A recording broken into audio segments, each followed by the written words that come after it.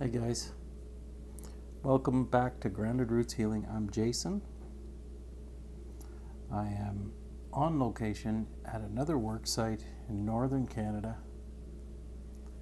I just thought I'd turn this camera on. So I'm in a state of kind of being pissed off. Normally it's not a good idea to turn the camera on when you're doing this, but for some reason, my intuition's telling me I need to do this. So why would I be pissed off? Well, currently right now the energies are challenging as F.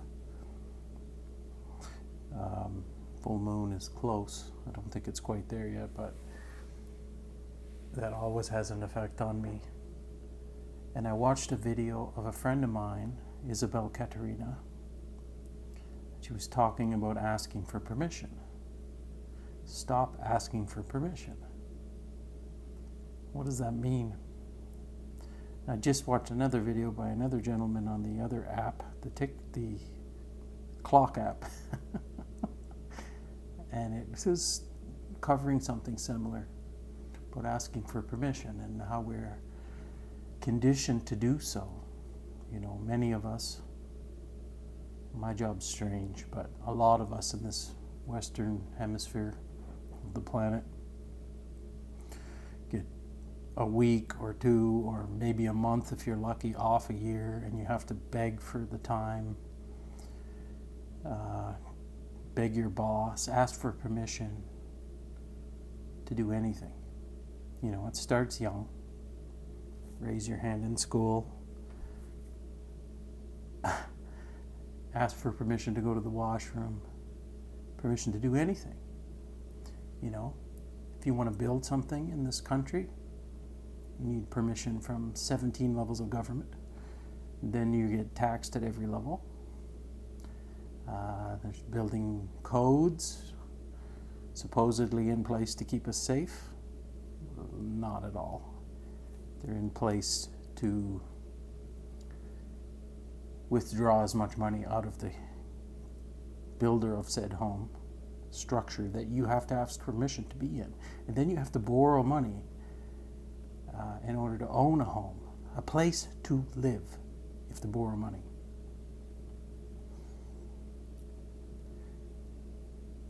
My grandfather built his home, his first home. He got married, and his father gifted him a newly constructed barn. He removed the animals in the barn, turned it into a house, and that house is still here. Still standing there. Roof is straight. He's long gone. The house is still there. Yet we need these crazy building codes that, I understand we don't want shanty towns, but anyway, I'm going off topic here. Permission. There was a time when you didn't have to ask permission from anybody in order to live in a home, to grow food. You have to ask permission for that. To exist. You need permission to exist on the planet that you were born on. That's your birthright. So I'm a little annoyed tonight. I know that this is a game that at the higher levels, I put myself in this situation, and that none of it is actually real. The planet, the universe that we exist in, the physical vessel, even the soul that inhabits this vessel. The separateness of all of this is an illusion. When you go high enough, when you go outside of this whole fabrication that we're in, you're God, creating all of it. Great. I still have to go to work. I still have to ask permission to build anything on my property. I still have to fight with neighbors to have animals or gardens. We've recently had a issue with the lack of rain in the place where I live, and you had to ask permission. You actually weren't allowed to go into the forests. I mean, I have had this sense of autonomy, this drive for autonomy, which people often say is part of being autistic since I was little. I do not like asking anybody for permission. It's not do not like, I despise it. I don't feel it's something that anybody should ever have to do. There's no one that's above you. I've known this, it's ingrained into my bones. Yet I have to live in this world. And, it's a choice. We have to choose. And every aspect, at every turn, at every possible choice point, you have to choose to submit to this. It's conditioned, so it's very easy to do. But even for me, I still despise it. So, getting to the point where you admit that you do not want to do what anybody else tells you to do. Even that is difficult. Admitting that you do not want to work ever for money. I do not. I declare right now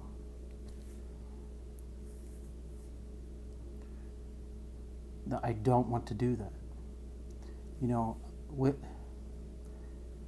If you fantasize about winning the lottery, or say, what I used to do was, I'd say something like, I would start a retreat center, or I would do something, or I would use the money to do good, or to work really hard. I don't want to do that. And I have to admit to myself that I don't want to work hard. I have worked a lifetime of hours in a job that I despise. I've worked enough. I don't want to work hard anymore. I want to get paid to exist. And then admitting that that is something that I want is hard. It's hard to let that go. Because in our society, if you're not doing something, you're not accomplishing something, you're not constantly working, you're not doing anything of value. And that's just wrong. It doesn't mean I don't want to do things or help. I just do not want to kill myself working in order to do that. I don't think you have to. I know you don't have to. But to make that choice, that conscious choice, and admit it, you do not want to do this, is a big step. It's hard. We have social obligations. I feel as a husband I'm supposed to provide. Even if I didn't have to provide, I have to break that circuit in order to stop myself from overdoing it.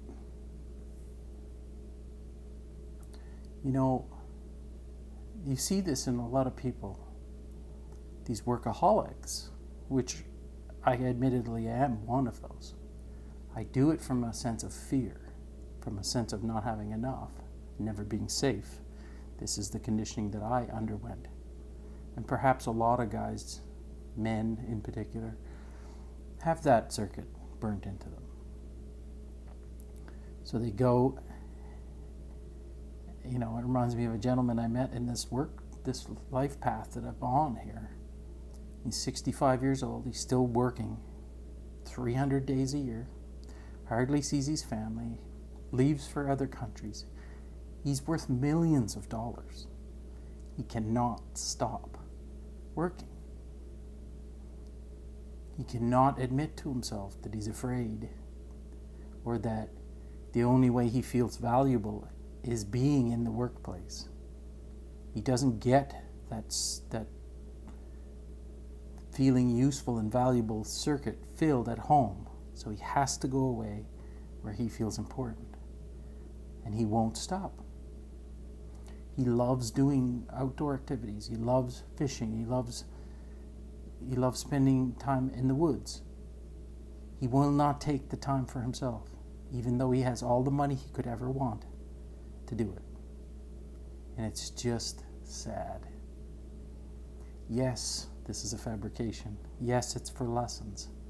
And the lesson I have learned is admitting that you do not want to work, no matter what anyone thinks of you.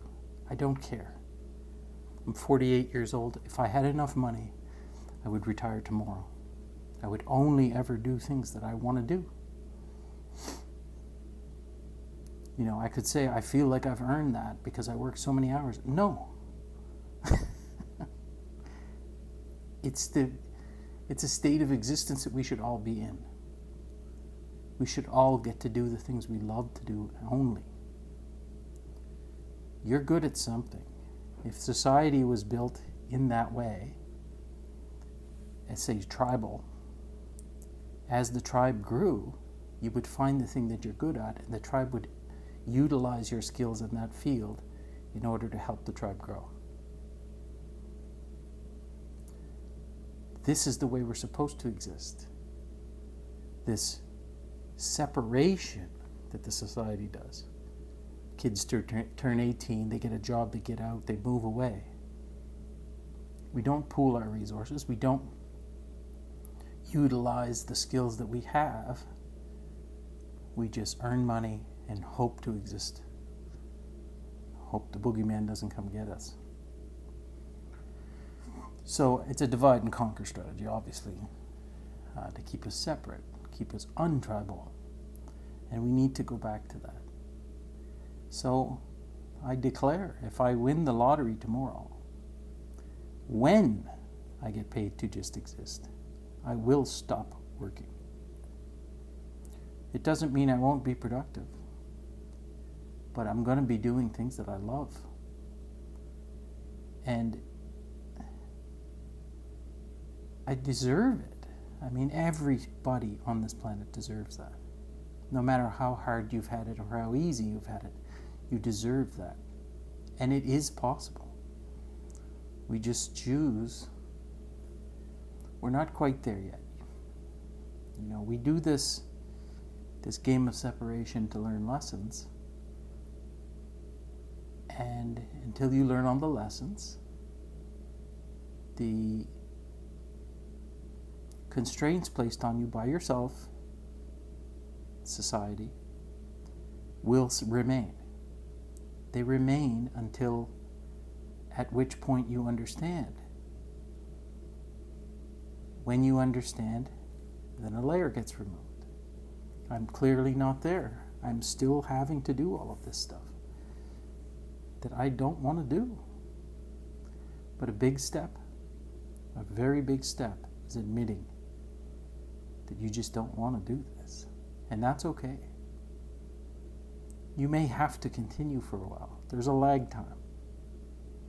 You don't know when the last lesson has been learned until the massive miracle shows up that you've been trying to manifest, which is a word I don't like. I don't like that word. It's not what we're doing. Or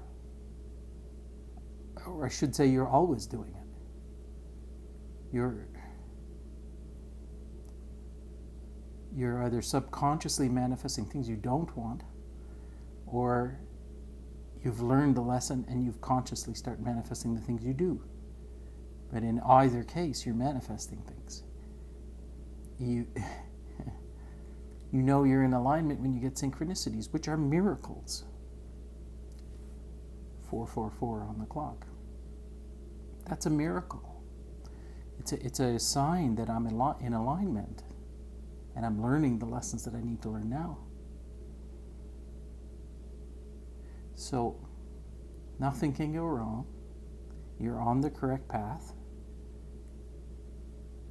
The more synchronicities and things the universe shows you, the more aligned you are, and you can't do anything wrong. And it's okay to not want to work. To not want to work for money, to want to rest. Can you imagine?